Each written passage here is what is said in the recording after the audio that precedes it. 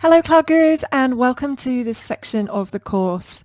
And this is a really quick lecture just to introduce this section, which is all based on student feedback. And it's just a few updates to cover off some of the new topics that have been coming up in the exam recently.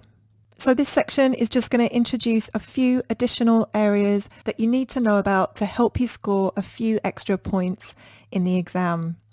So as you know, we do rely on student feedback to let us know if they see any new topics appearing in the exam which are missing from the course. So if you do go ahead and take the exam and you notice anything coming up that we didn't include in the course, please do let us know so that we can update and make the SysOps Administrator course as good as it can be. So that being said, if you've got time, let's get started and please join me in the next lecture. Hello Cloud Gurus and welcome to this lecture. And in this lecture, we're going to take a look at the Service Catalog. And if you haven't used Service Catalog before, it's actually a really useful tool. And it's basically a tool that you can use to create a catalog of approved AWS products, which you can then make available to your users. And your administrators can control access to the products in the catalog using standard identity access management, so users, groups and roles, etc. And your users can access the catalogue using a personalised portal. And when using this portal, they can only deploy approved resources. And you can actually use this to centrally manage standards across your organisation, allowing you to maintain compliance with engineering standards, budget constraints, and comply with organisational policies. Now, the Service Catalog is made up of products, which are the AWS services that the users can go ahead and deploy. And basically, it can be anything that you're able to define using a CloudFormation template.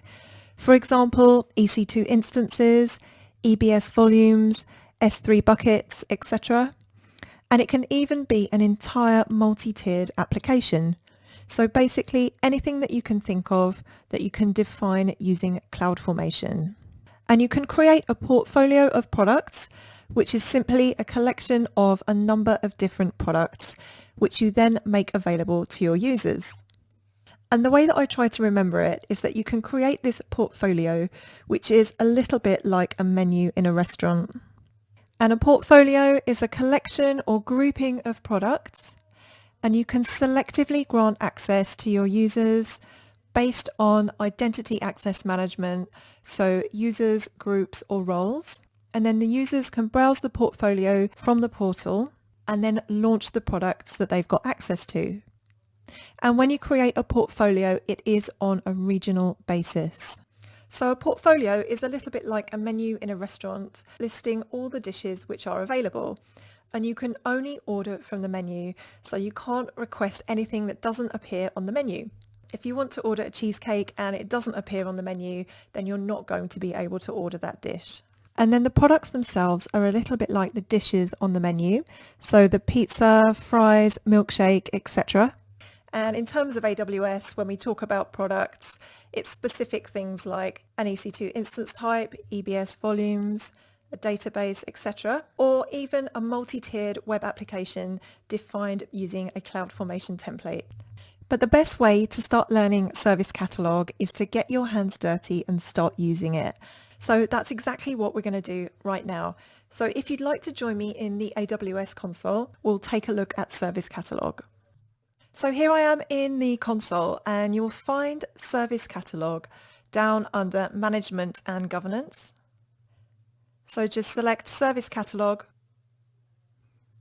click on Portfolios, and the first thing we're going to do is create a portfolio. So click on Create Portfolio, and I'm going to organize my portfolios according to the teams in my company. So this portfolio is going to be for the finance team. So I'm just going to call it Finance Team. We need to provide an owner, so it's going to be the person who created the portfolio. So that's going to be me. And hit create. So that's our portfolio created. And the next thing we need to do is create a product. So click Products. upload new product, and this product is going to allow our finance team to create a new S3 bucket. So I'm just going to call it private S3 bucket.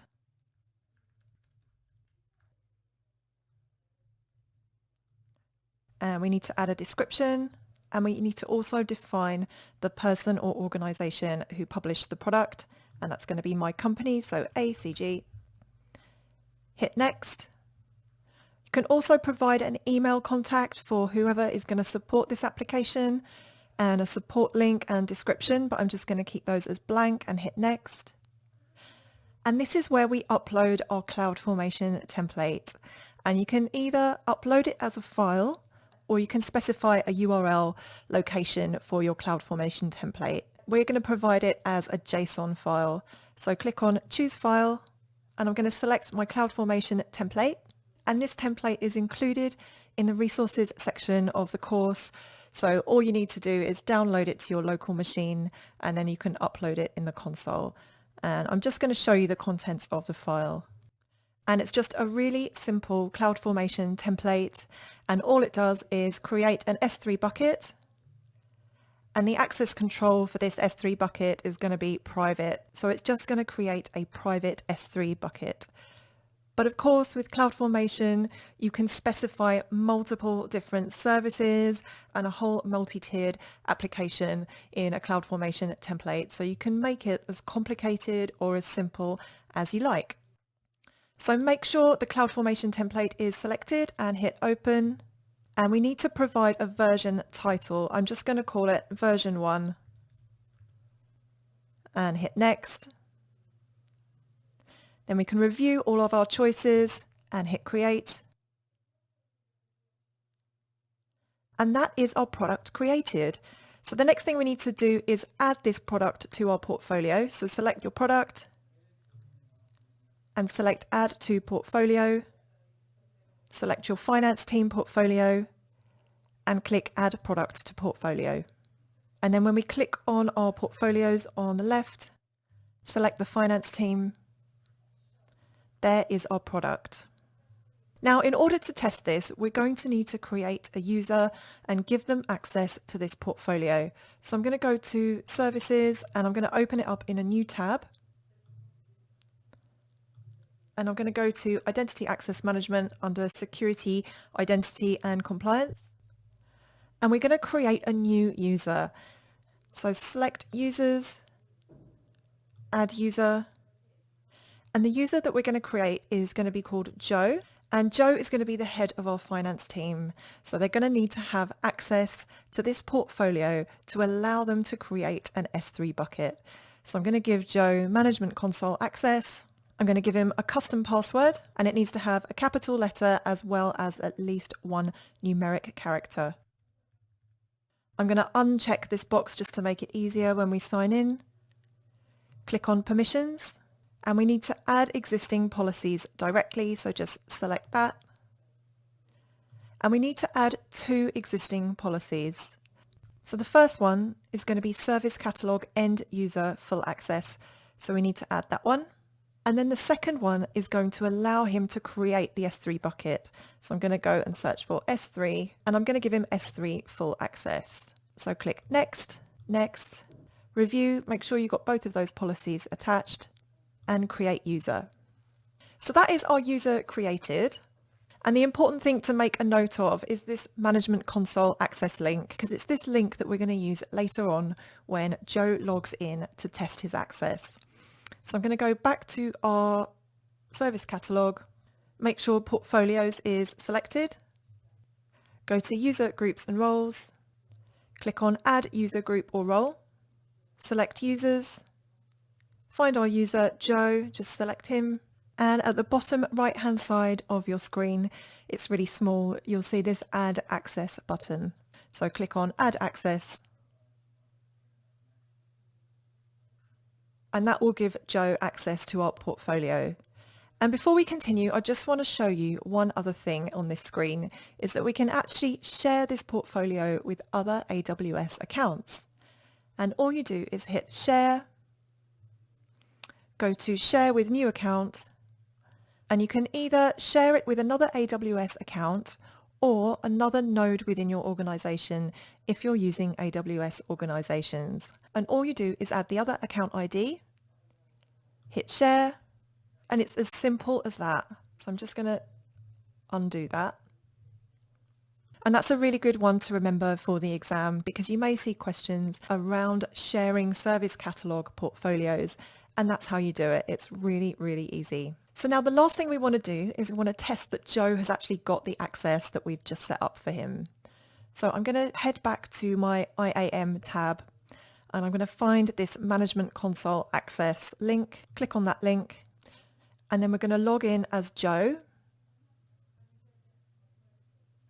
Head to Services, Management and Governance, and come to Service Catalog. And you should see our product name there, the private S3 bucket. So I'm going to click on that, click on Launch Product, and we need to give it a name. I'm going to call it My Bucket. Make sure that version 1 is selected. Hit Next, Next, Next, and review our options and launch. Now it does take a couple of minutes sometimes for this to complete because it's going in and interpreting the CloudFormation template, and then it's using CloudFormation to provision our S3 bucket. So if you just hit refresh a couple of times, it normally takes about a minute or so. There we are, we've got status succeeded. We've also got this CloudFormation ARN. So if we click on our CloudFormation ARN, it will take us to the CloudFormation screen, and we should see this Create Complete status for our CloudFormation stack. And if we scroll up to the top and head to Resources, this will give us the physical ID of the resource that we've just created. So that's our S3 bucket. So if we click on that resource, it will take us straight into our S3 bucket. So I hope you can see that Service Catalog is a really powerful tool to enable your teams to quickly provision AWS environments by selecting predefined products from a catalog that you define. And the great thing is that your end users don't even need to be CloudFormation experts in order to provision these resources. And before we finish this lecture, I just want to show you how to go in and terminate everything that we've created. So as Joe, if you head back to Services and Service Catalog, we can go to our provisioned products list, select our product, go to Actions, and terminate. And that will get rid of the S3 bucket that we've just created. And then finally, back in my administrator account, I'm going to go into Identity Access Management. I'm going to find my user, Joe, and I'm going to delete my user as well.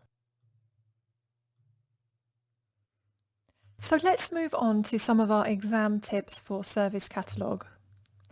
So first of all, just remember it's a catalog which consists of a portfolio of products, and the products are available to end users via a portal. And the portal allows users to select the products that you've defined, and behind the scenes it's provisioning AWS services using a CloudFormation template. And of course, the users don't need to have any skills in CloudFormation in order to be able to launch the products. You can control access using Identity Access Management, users, groups, and roles. And you can define access on a per portfolio basis. And when a user gets access to a portfolio, they have access to all the products that are available within that portfolio. And finally, it's a really good way to help you to enforce standards in your environment, because you can provide access to approved resources only. And using a CloudFormation template, you can make sure that internal policies and configuration standards are maintained. So that is everything that you should need to know for the exam about Service Catalog.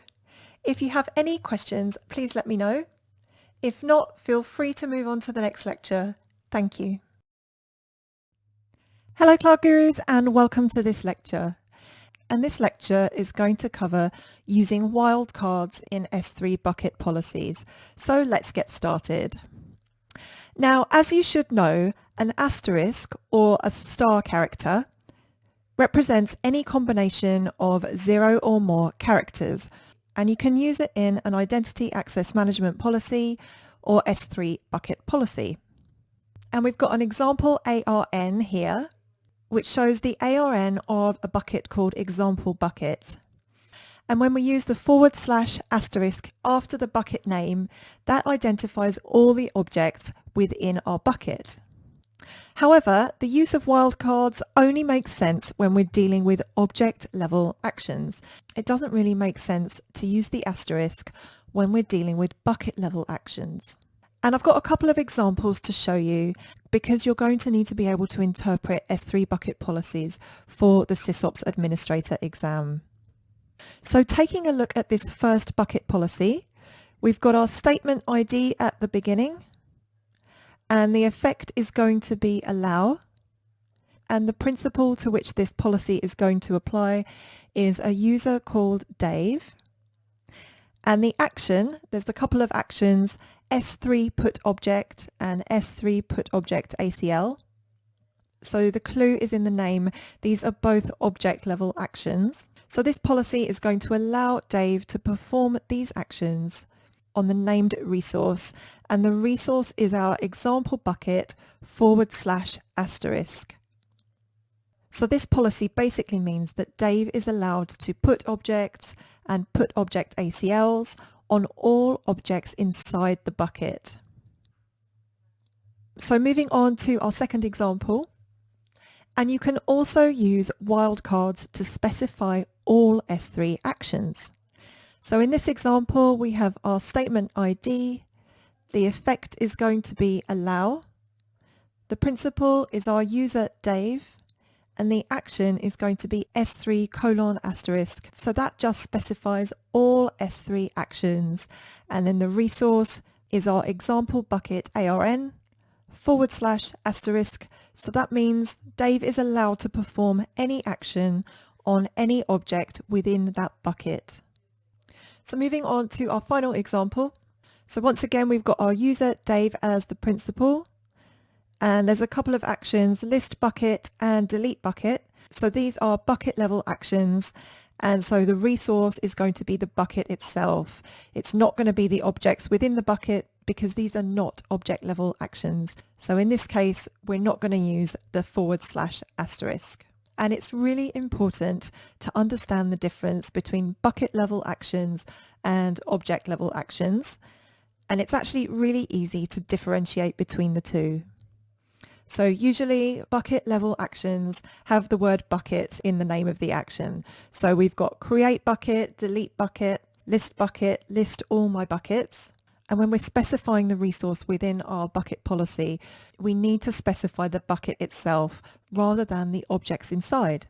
And so for object level actions, it's always got object in the name. So things like get object, delete object, put object, restore object, and you don't need to memorize any of these. I'm just giving you a few examples. So if it's an object level action, then we need to specify the objects within the bucket rather than the bucket name itself. So we always use the / and asterisk to do that.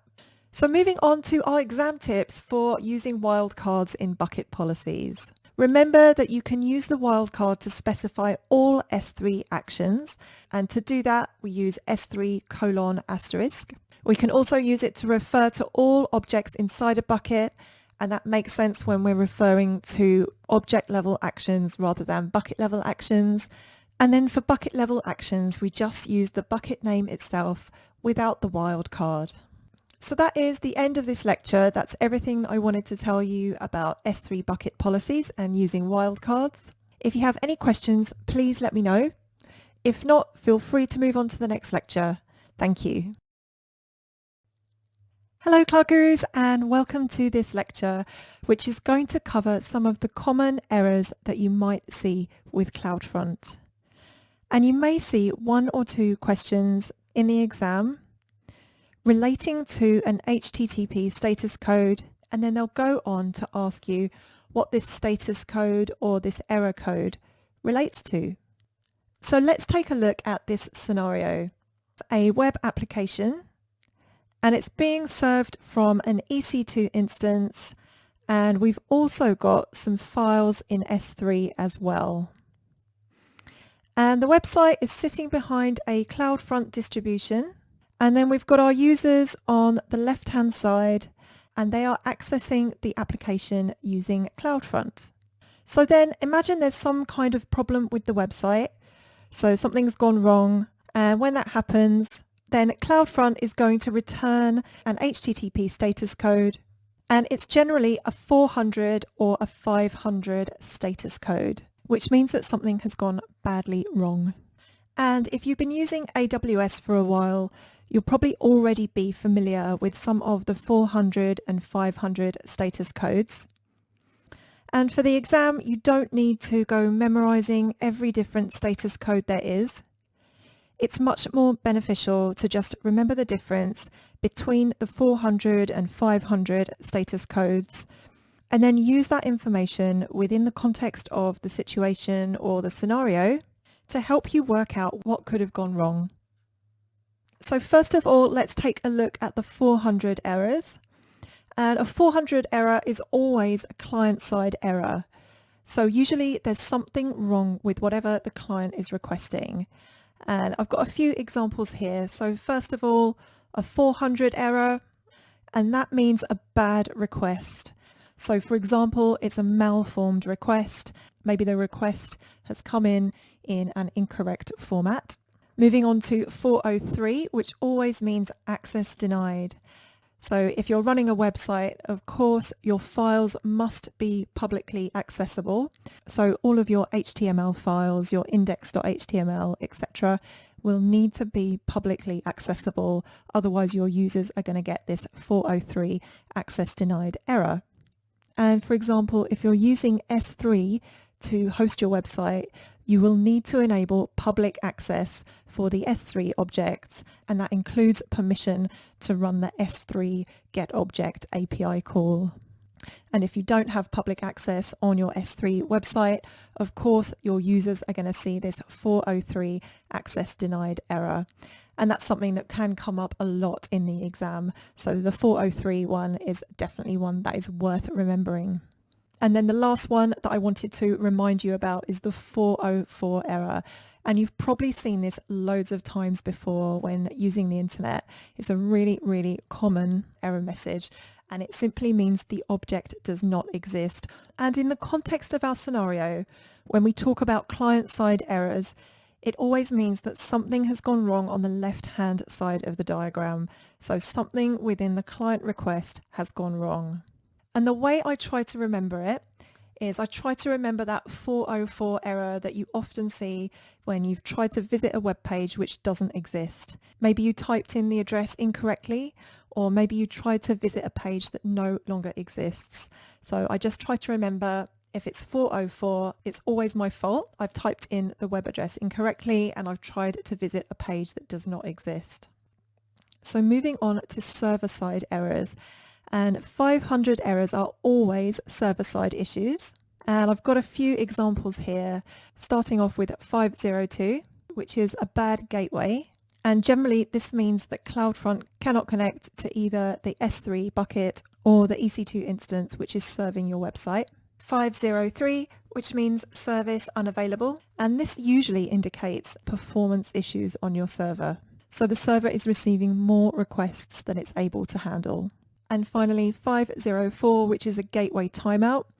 And this is what happens when you get the request expiring before a response is received from the server. And once again, that can also indicate a performance issue because the server is not able to respond to all the requests that are coming in. And the common theme here is that all of these errors are often caused by high traffic to the website and the server either not responding or not being able to deal with all the requests that are coming in. So just remember that 500 errors are always server-side, and the problem is always related to something going on the right-hand side of the diagram, and it's often a performance-related problem with the EC2 instance or the S3 bucket, and your EC2 instance cannot handle the amount of requests that are hitting your website. And to help you remember, 5 looks a little bit like the letter S, and I try to use that to remember that a 500 error is always a server-side error. So moving on to our CloudFront exam tips. First of all, just remember that the 400 errors, they're always client-side, and try and remember that 404 error that you've probably seen many, many times. And just remember that is a problem with the client-side request, trying to request something which doesn't exist.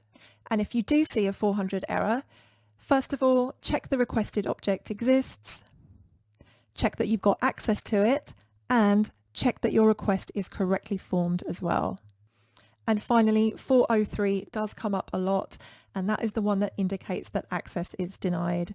And you can see it in relation to websites, in relation to CloudFront, in relation to S3 as well. So do try and remember that 403, access denied. And when it comes to 500 errors, remember those are always server-side errors. The number 5, it looks a little bit like the letter S, so that will just help you to remember that it's always a server-side error. And 500 errors are generally caused by the server not responding for some reason. Maybe your server's gone down or you've got a performance issue, and it's usually due to high traffic to your website and the server's becoming overwhelmed. Now in the exam, they may well give you a scenario and ask you about a very specific error message. And the best thing you can do is think about it within the context of the question. So are they asking you about a client-side error or a server-side error? And if you're really struggling to find the correct answer, just try going through a process of elimination. And then from the remaining answers, just try and work out which seems to be the best fit, which fits the scenario the best, which seems to be the most likely. And once again, the one that comes up time and time again is 403, the access denied message. So definitely do remember that one if you can. So that is the end of this lecture, and that's everything that I wanted to tell you about the CloudFront error messages that you might see. If you have any questions, please let me know. If not, feel free to move on to the next lecture. Thank you. Hello Cloud Gurus, and welcome to this lecture where we're going to take a look at Direct Connect with multiple accounts. And this is a relatively new feature which was introduced in March 2019. And as with all new features and announcements, they generally give you at least around 6 months to get to know the new feature or service before they test you on it in the exams. But we've now noticed that they do expect you to know about multi-account support for Direct Connect. And this lecture is going to tell you everything that you need to know. Now, as a quick recap, Direct Connect, of course, it provides you with a secure, reliable, fast, consistent, and dedicated network connection from your own data center to your VPCs in AWS. And it's way more reliable and consistent than using an internet-based connection. And hopefully all of this sounds pretty familiar to you. And with multi-account support, you can now use the same Direct Connect setup to access VPCs belonging to multiple AWS accounts. And in this diagram, we have our data center on the right-hand side, and we've got our Direct Connect connection there. And with multi-account support, you can now configure access to up to 10 VPCs across multiple AWS accounts, with the constraint that all accounts must be part of an AWS organization which has the same payer account. And it is that simple. So let's move on to our Direct Connect exam tips. First of all, it's best practice to use multiple accounts to segregate your workloads, for example, dev, test, production, etc. So it's pretty easy to end up in a situation where you do have multiple AWS accounts. And of course, it's also best practice to use AWS organizations and manage all of these accounts under the same payer account. Now with multi-account Direct Connect, you don't need to configure a separate Direct Connect gateway, endpoint, or connection for each account. Instead, accounts which exist under the same payer account within your AWS organization's configuration can share the same Direct Connect gateway. So if you do see any questions on the exam asking you about multi-account Direct Connect or a scenario where you already have Direct Connect set up for one account and then you create a new AWS account. And can you add that new account into your existing Direct Connect configuration? Well, absolutely, yes, you can, as long as it is using the same payer account within your AWS organization's configuration. So that is the end of this lecture. If you do have any questions, please let me know. If not, feel free to move on to the next lecture. Thank you. Hello, Cloud Gurus, and welcome to this lecture where we're going to take a look at inter-region VPC peering.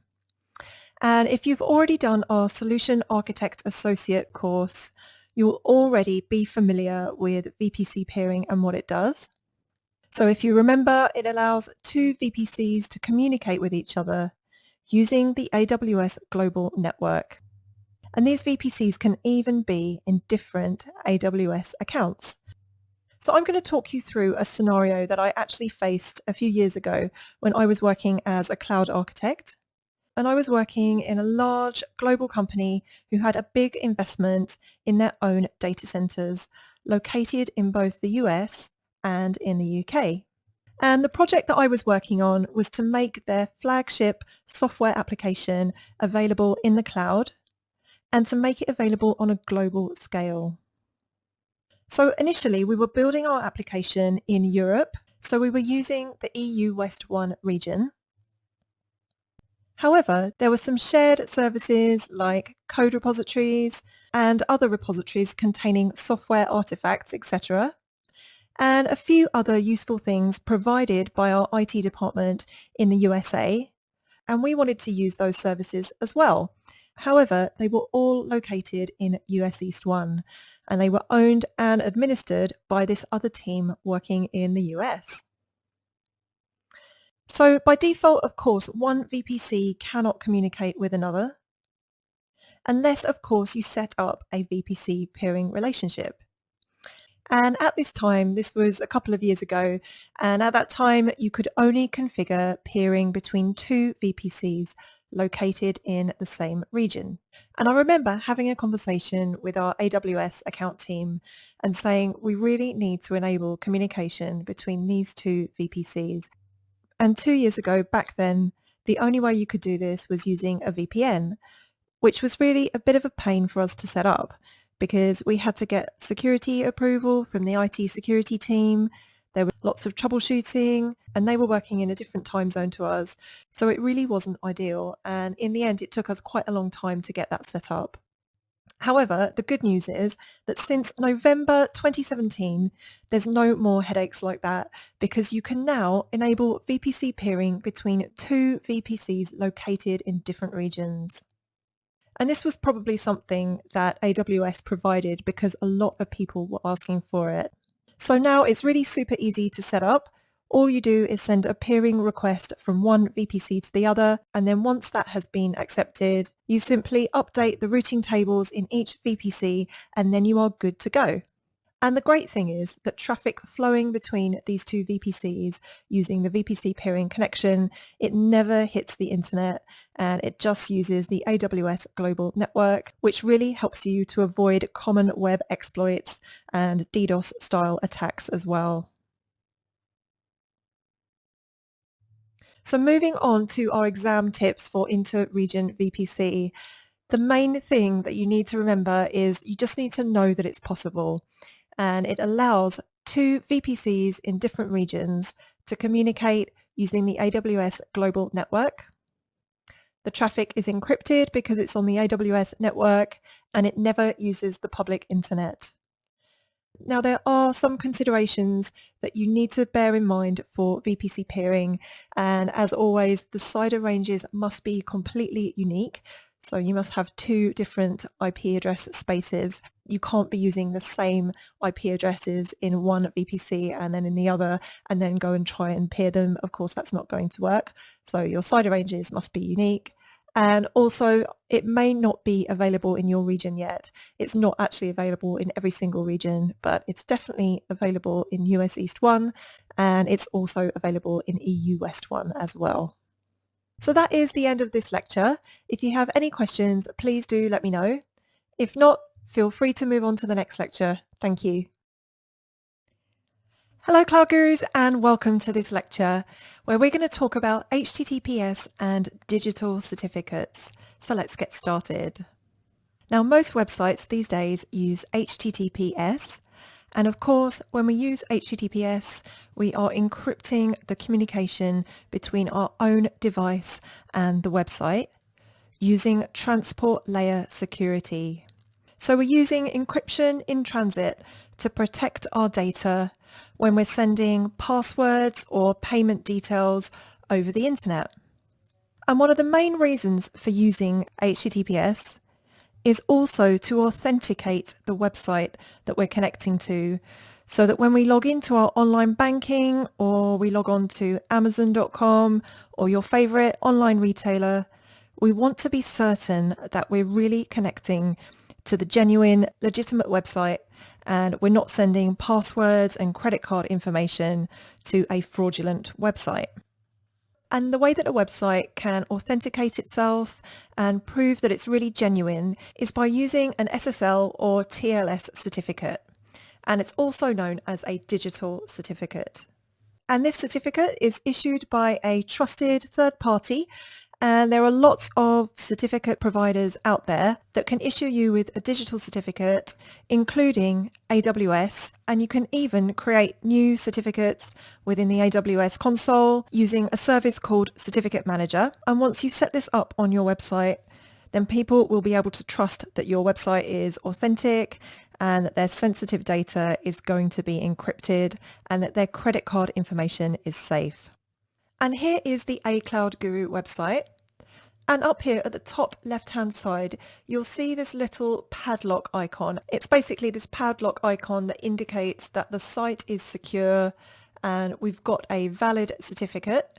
So if you click on the certificate, it will just give us a little bit more information about our certificate.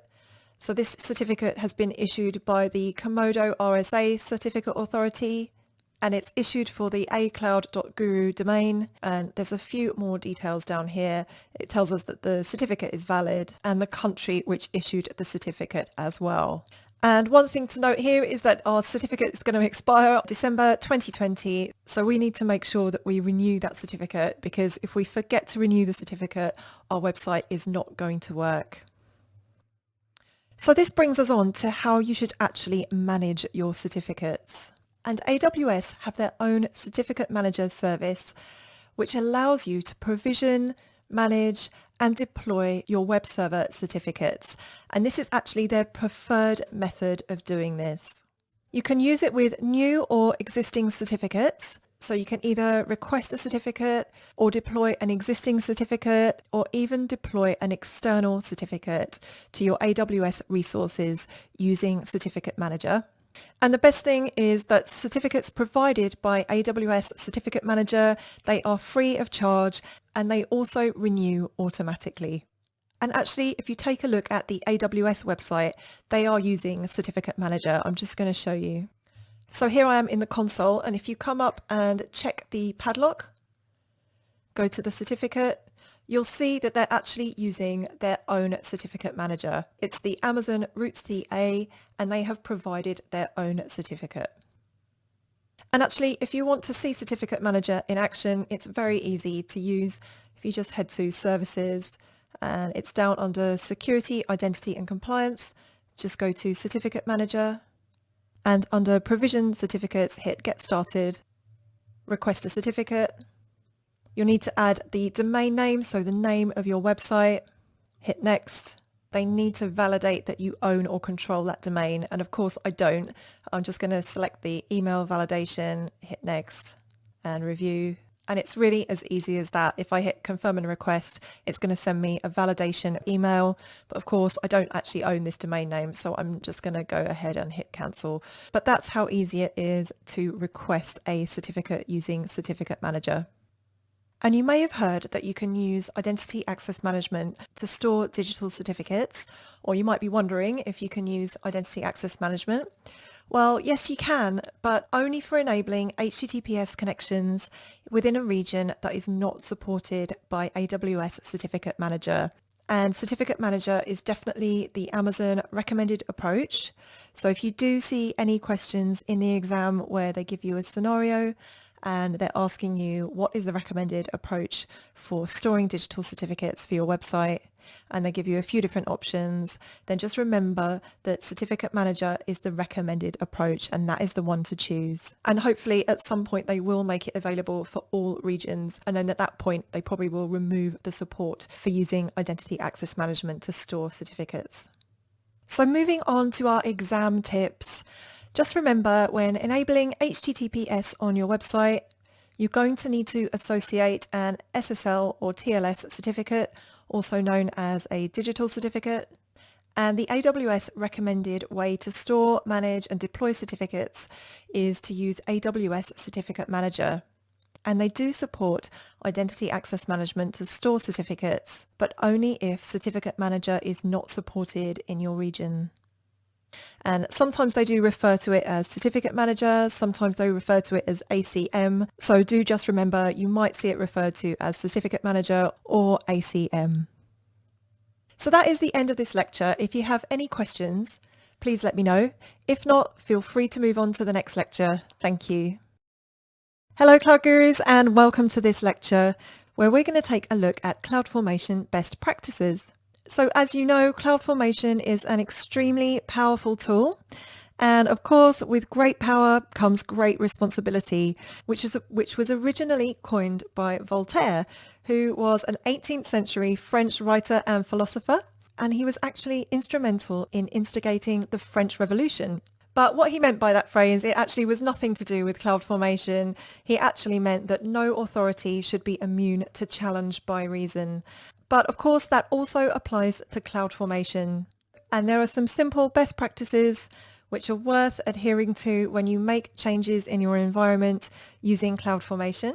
And it's definitely worth being aware of these best practices because you may well be tested on them in the exam. So let's start off with Identity Access Management. And it's best practice, of course, to control access to CloudFormation using Identity Access Management. You should also be aware of the service limits on your account.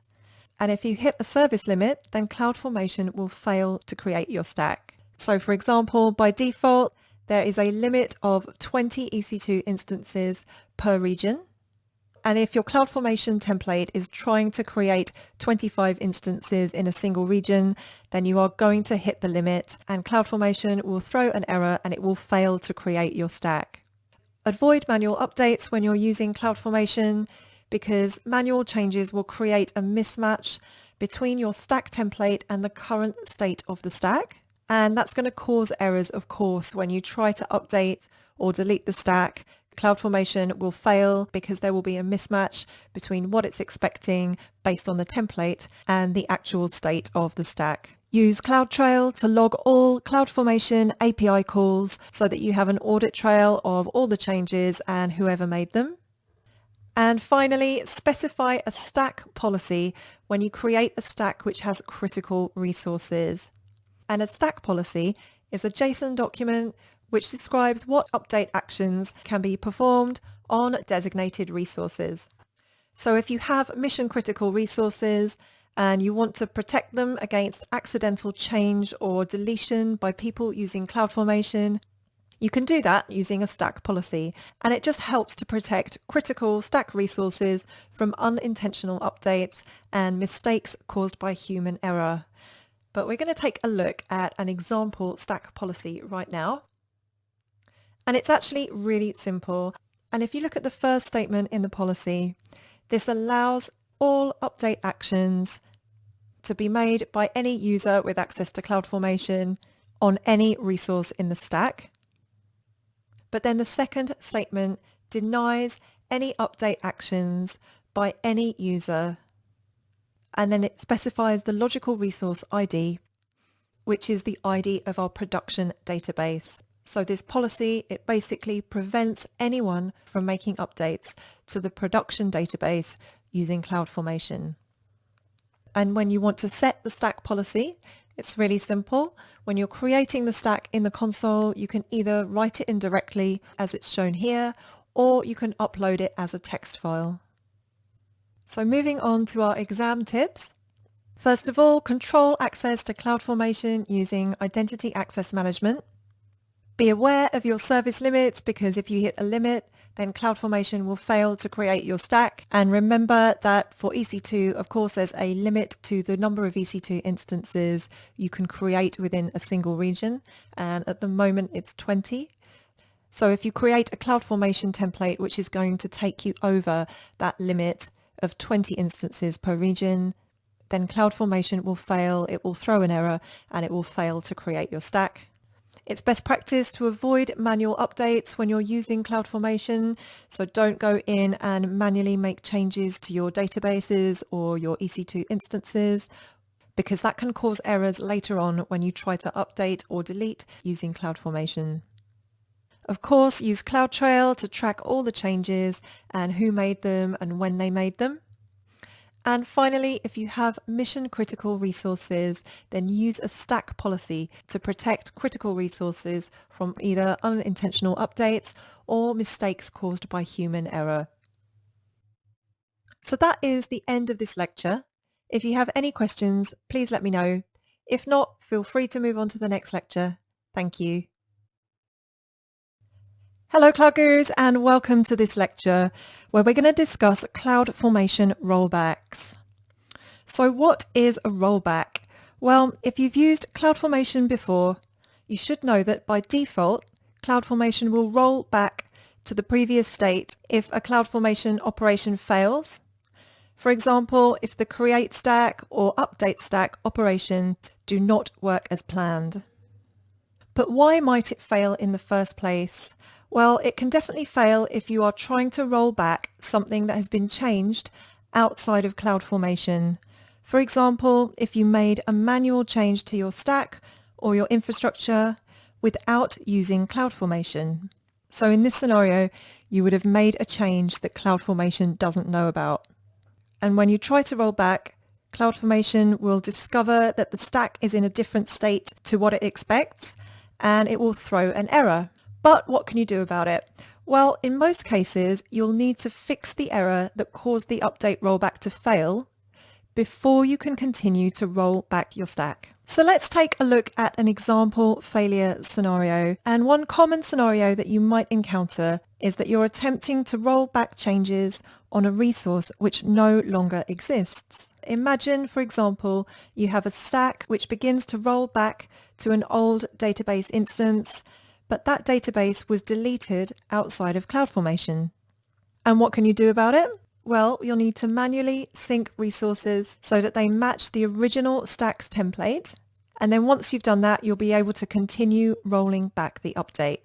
And basically, you'll need to manually recreate that resource with the same name and properties that it had in the original stack as CloudFormation is expecting before you try to run the rollback operation a second time. So let's take a look at some of our exam tips for CloudFormation rollback. If you see an update rollback failed message, this just means that CloudFormation cannot roll back all the changes it needs to during an update. And if your stack is in update rollback failed state, you will no longer be able to update the stack.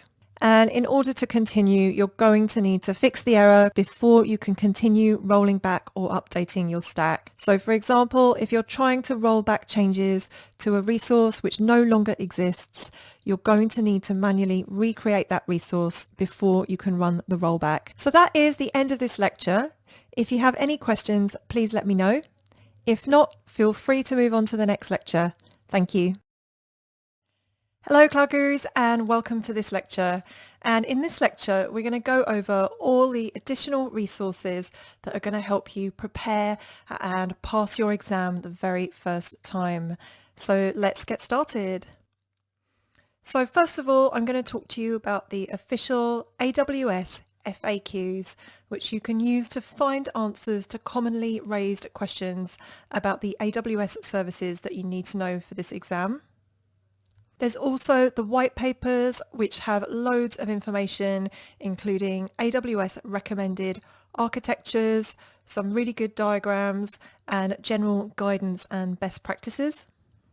And finally, we have the reInvent videos, and these are great videos that you can find on YouTube, and they are official AWS videos which contain loads of information about best practices, sometimes deep dives on some of the services, as well as demos.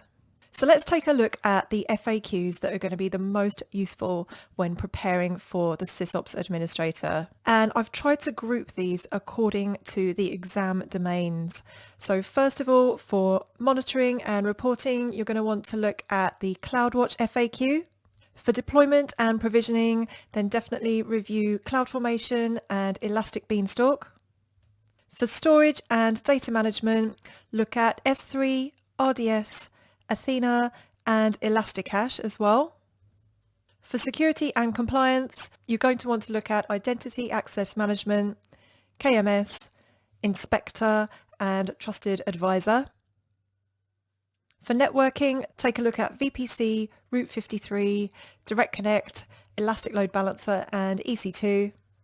And for automation and optimization, it's CloudFormation, Systems Manager and Config. And of course, it's really, really important to get as much hands-on practical experience with all of these tools. And if you feel like you've got any weaker areas, just go back and do our practical labs again. And definitely, if you do have time, review the FAQs. So moving on to the white papers that we recommend you read, and there are actually loads of them for SysOps Administrator, starting off with Development and Test on AWS. That's a really good one to read. There's one on backup and recovery approaches using AWS. VPC connectivity options, that's another really good one to read, as well as security best practices. And of course, security is super important for all of the associate level certifications, so you're definitely going to want to read that one. There's also the overview of security processes, the well-architected framework, architecting for the cloud, and this is a relatively new one. It came out in 2019. It's web application hosting in the cloud. And there's another new one that came out towards the end of 2019 in November. And it's called Building a Scalable and Secure Multi-VPC AWS Network Infrastructure. And I've included links to all of these white papers in the resources section of the course, just to group everything together and make it really, really easy for you to find. And I know you might be thinking, please, no more white papers, but I'm going to give you my tips for getting the most out of these white papers. So first of all, it's not bedtime reading, so you don't need to read it end to end like a novel. And the first thing that I do when I sit down to read one of these white papers is I just browse through the entire document and I try to get a feel for the material that's within the document.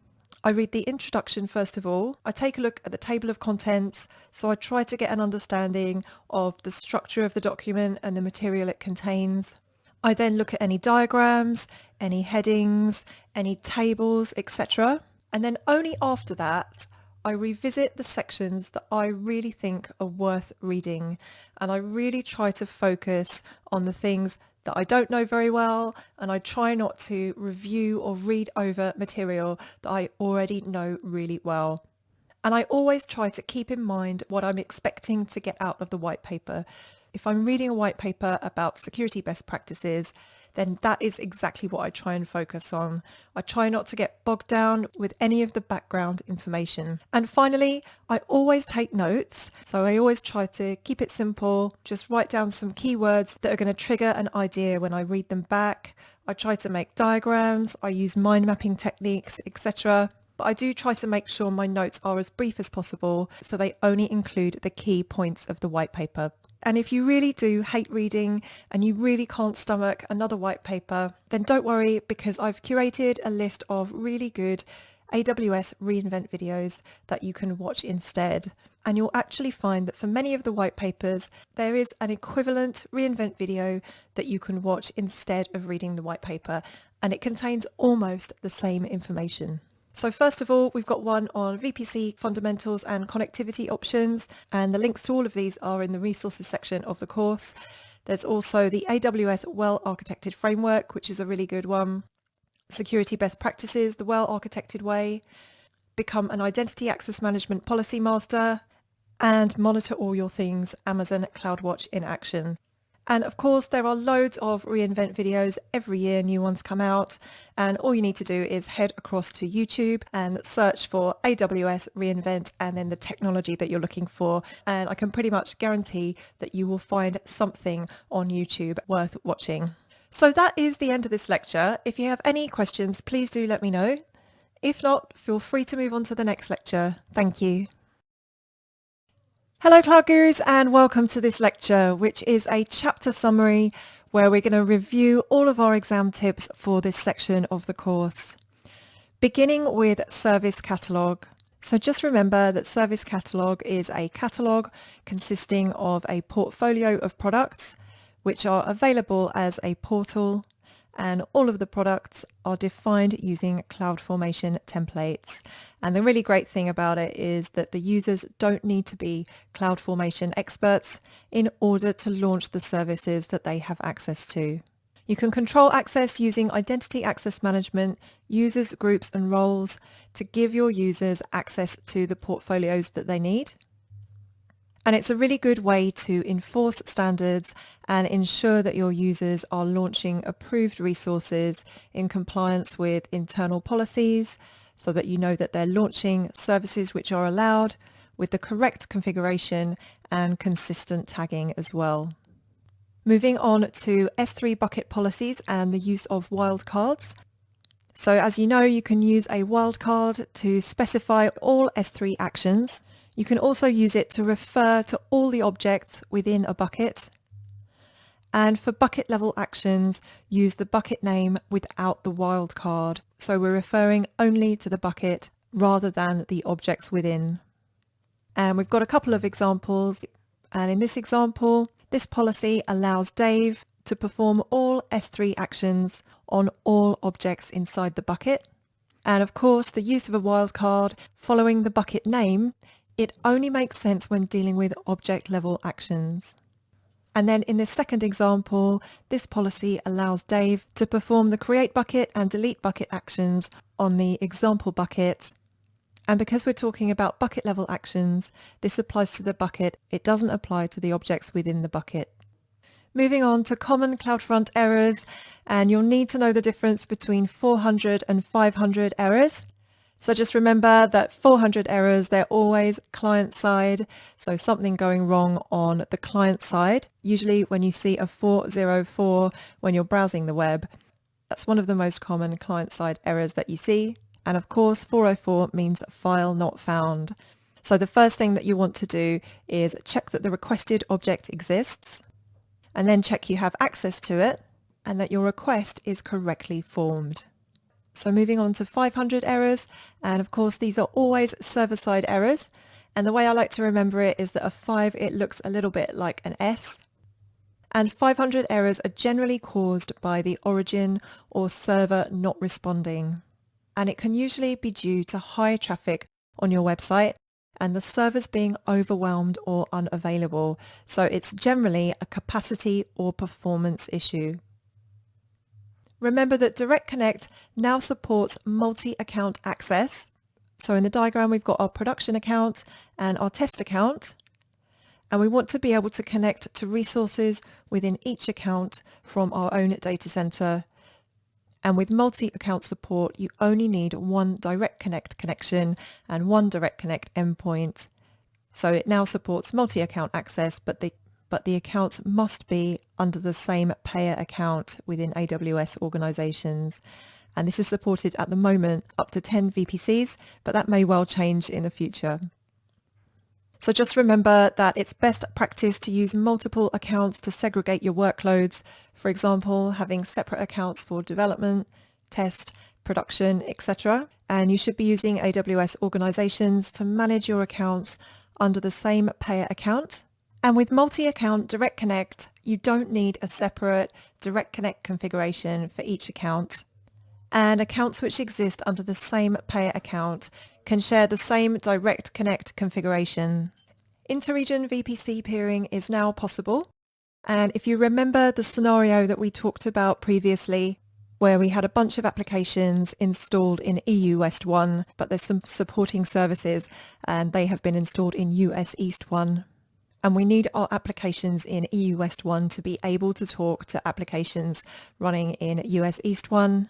Well, VPC peering is now possible between two different regions, and that wasn't always the case, but it's really simple to set up and it avoids a lot of network complexity by using VPC peering. So the main thing that you need to remember for the exam is to know that it's possible, and it allows two VPCs in different regions to communicate using the AWS Global Network. The traffic is encrypted and the traffic does not use the public internet.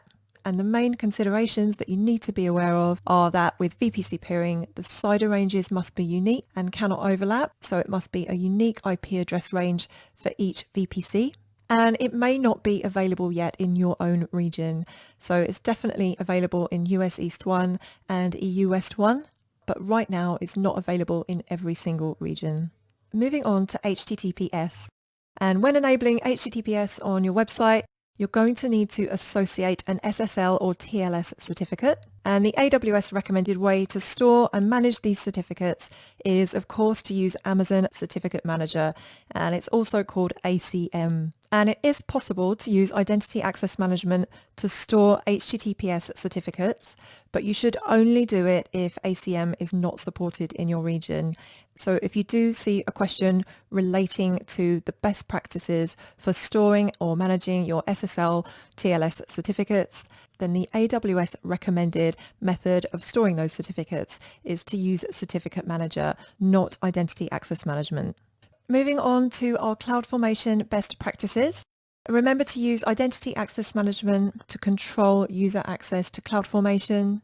Be aware of your service limits. So if you hit a limit, then CloudFormation will fail to create your stack. For example, if your CloudFormation stack takes you over 20 EC2 instances per region, then you're going to hit the limit and CloudFormation will throw an error and your stack creation will fail. You should avoid manual updates to your stack when you're using CloudFormation, because that's one way to introduce errors when you then try to update that stack or delete it, because it means your stack will no longer match what CloudFormation expects.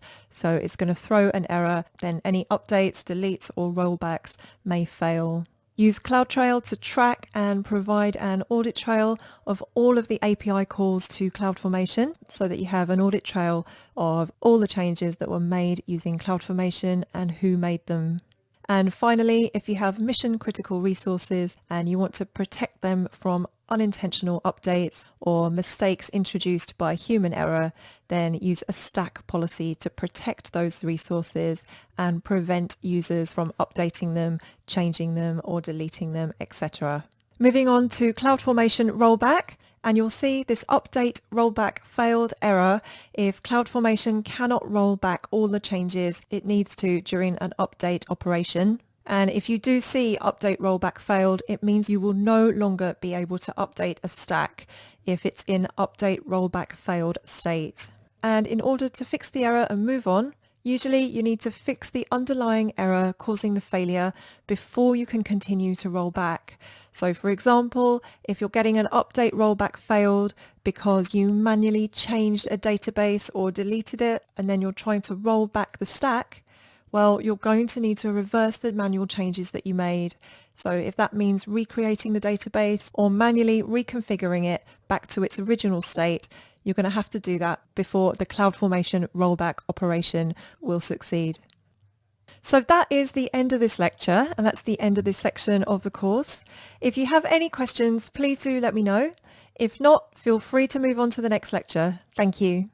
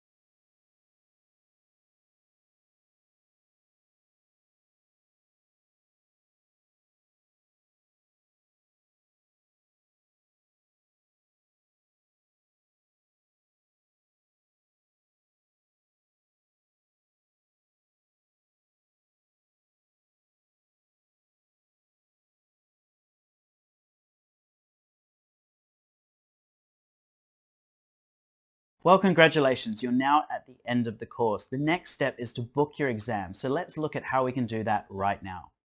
Okay, so here I am at the AWS training landing page. So the address is just aws.training. And I want you to click up here and go sign in. It will then ask you to sign in using your credentials. So I'm just going to do that now. So I've now signed in. I'm just going to go over to certification and click up here. And then I'm going to click AWS certification account. And in here, it's launched me into my AWS certification account, which you can see here. So all I need to do now is go over to schedule new exams. They used to be two assessment bodies. WebAssessor was the old one. PSI is the new one. You want to do it through PSI, but just go ahead and hit schedule new exam. You can't do it through WebAssessor anymore. It will redirect you to the PSI training site. And so now I'm logged into the AWS training and certification site where I can book my exams. You can see here that I've got it scheduled for tomorrow. So the new exam has been released today. So they retired the old exam. And Faye and I are booked in first thing tomorrow to go and do the new exam. And then if there's any changes that we've seen between the beta and what we set tomorrow, we're going to update the course accordingly. And you can also book any other exams in here, so you can see all the different exams in here. So go ahead, book your exams, and best of luck. So best of luck on your exam. Please remember that we are a third-party training company and we do rely on your feedback. So if you see something on your exam that is not covered by the course, please do let us know in the discussion forums. Once you've passed your exam, upload your certificate to the A Cloud Guru platform to get bonus points, and you can also upload it to LinkedIn or Twitter and tag us. This lets us know that people are passing their exams and will also go on to personally congratulate you. So what is next? Well, once you've got an associate certification, you can choose to do any of the specialty exams, or once you've passed the SysOps Administrator Associate exam, you can go on to do the DevOps Pro exam. And that is considered to be one of the most difficult exams in cloud computing. So whatever you choose to do, we both wish you the best of luck. Also remember that getting certified is just a first step. We recommend that you keep up to date with cloud by watching our weekly show, AWS This Week. The link is below. Anyway, that's it from us. Best of luck with your exams and keep being awesome, Cloud Gurus.